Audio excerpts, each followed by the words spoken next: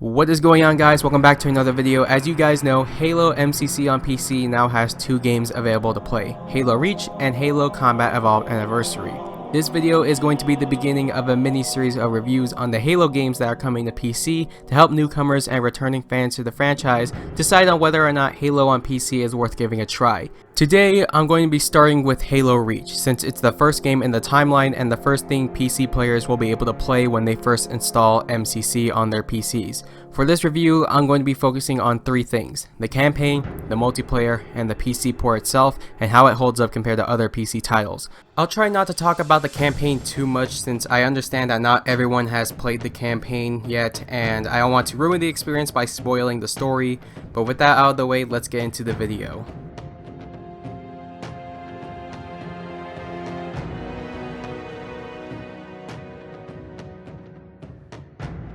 The story takes place right before the events of Combat Evolved, which means it's a prequel to the main story. You play as Noble 6, a new recruit to Noble Team, a group of Spartans tasked to defend Reach from invading Covenant forces and to prevent the fall of the planet Reach. You'll get to know each member of Noble Team as time goes on, since you'll get to fight alongside with each member at least once.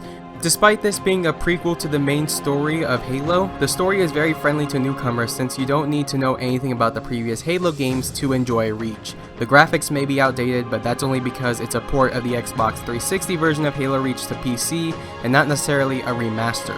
If you're a story-driven person that doesn't really care about graphics, then you'll enjoy Halo Reach's campaign. It's definitely not the best campaign in the franchise, but it's good enough for replayability. I still come back every now and then just for the campaign.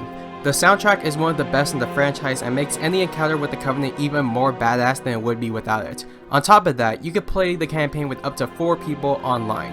Unfortunately, the PC version does not support split screen at the moment. I do hope this comes to the PC version soon, but for now, only console users can play couch co-op. Another cooperative experience is Firefight, a wave-based game mode that places you and 4 other players into a war zone with the goal of surviving the waves of Covenant the game throws at you.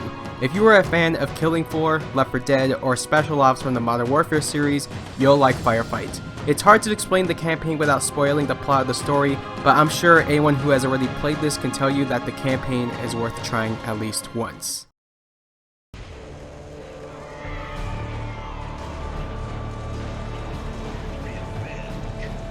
If you go into other reviews of Halo Reach's multiplayer, you'll find mixed reviews. This is one of those experiences where you'll either love the gameplay or you'll hate it. There is no main game mode in Halo Reach, but the most populated game mode is Slayer, which is team deathmatch for Halo. 8 players split into 2 teams of 4 spawn the map and fight to get the most points.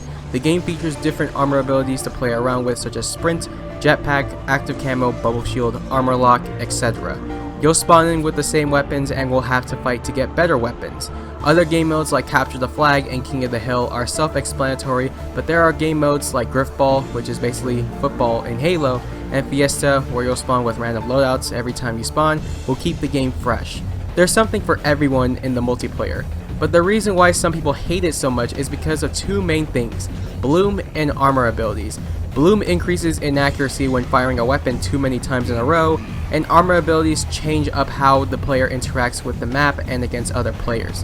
Traditional Halo normally doesn't have any of these in their multiplayer games, so it's understandable why fans didn't like Reach's multiplayer. But there is the ranked playlist that removes this, but that's ranked, and that's mainly for sweaty tryhards and controller players.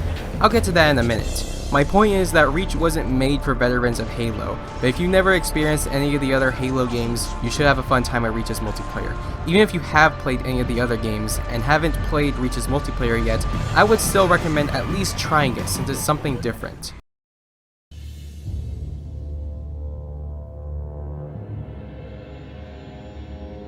When 343 first announced Halo coming to the PC, they promised a first-class PC experience, and so far, it's been anything but. While Reach on PC looks a lot better than its original 360 release, running at whatever resolution you want and running at 60 FPS, that's pretty much how good it gets. Trying to run this game at high frame rates is impossible, not because PCs aren't capable of doing it, but because uncapped frames don't work.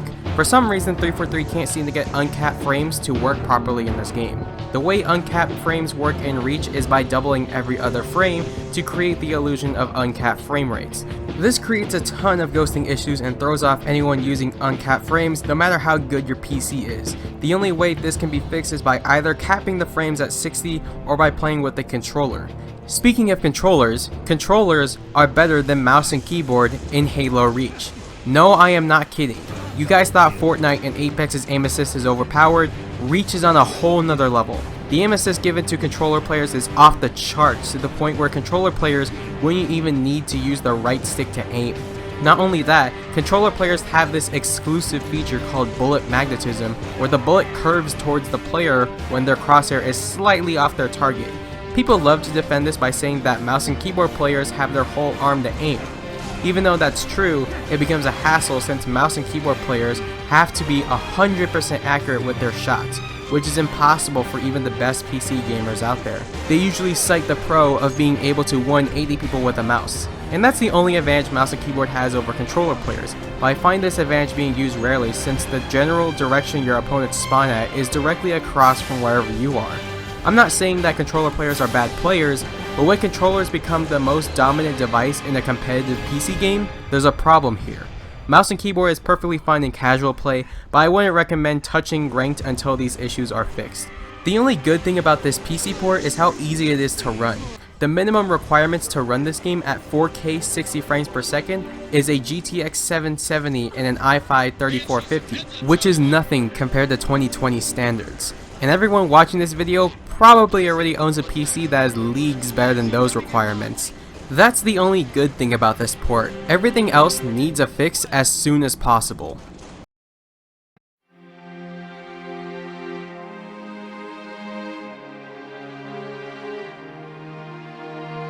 After 13 years of no new Halo games on PC and 9 months of waiting after the MCC PC announcement, we finally have an official Halo FPS port on PC. After playing it for over 70 hours, I have very few bad things to say about the base game. The campaign remains to be one of my favorites in the franchise, 4-player co-op exists for those looking for it, and the multiplayer is fun for casual players. The only negative thing I have to say about Reach is the port itself. The game runs good enough to be playable, but there's a lot that needs to be fixed. Uncapped frame rates are what turn me off the most. I have a Ryzen 5 and a 1070 in my PC, which should technically run this game at high frame rates at 1080p, but since it doesn't work properly, all that performance is just sitting there waiting to be used. It's also very disappointing to find controller players outgunning mouse and keyboard players, especially for those who want to play this competitively as mouse and keyboard players, which should be the targeted audience. I'm just glad that Halo is becoming more accessible to players outside of the Xbox circle, and for those that don't have well-performing computers. I also hope that couch co-op can make a return on PC some days since most computers are more than capable of doing it, and not everyone is willing to buy another computer just to play co-op with a relative. If I were to give this a numbered rating, I would give it a 7 out of 10, only because PC gamers deserve a lot better than what the game offers right now. So that is going to be it for today's review.